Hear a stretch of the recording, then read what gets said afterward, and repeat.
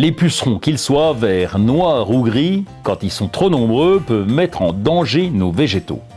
En suçant leur sève, ces mini-vampires font parfois de très gros dégâts, allant jusqu'à provoquer la mort de la plante. Dans la grande chaîne de la vie, la chaîne alimentaire, eh bien, chaque être vivant a son prédateur. C'est ainsi que les prédateurs des pucerons se trouvent naturellement dans la nature.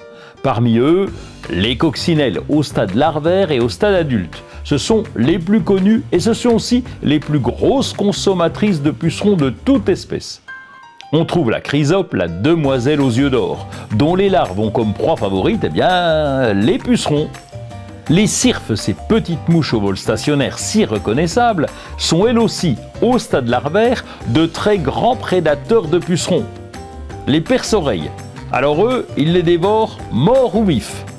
Favoriser la présence de ces auxiliaires est le premier réflexe à avoir dans son jardin avec l'installation d'hôtels à insectes et l'aménagement d'espaces variés comme des prairies fleuries.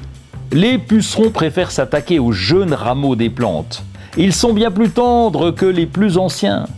Le rostre de l'insecte, c'est un genre de bec costaud, pénètre alors très facilement dans les tissus du végétal. Et le prélèvement de la sève se fait aisément.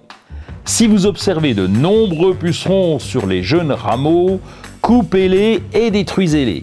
Les insectes s'orientent de façon olfactive, mais quand l'odeur les dérange, ils ont tendance à s'éloigner. Du coup, pour éloigner les pucerons, certaines plantes jouent un rôle insectifuge en les faisant fuir. C'est le cas de la lavande, de l'aneth, du basilic, de la ciboulette, de la menthe ou même du thym pour les plus connus. Il existe des produits dont les principes actifs permettent de maîtriser les populations d'insectes parasites, leurs larves et leurs œufs.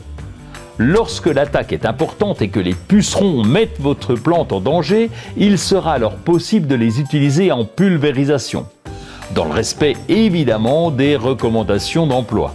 Les pucerons font partie de la chaîne de la vie.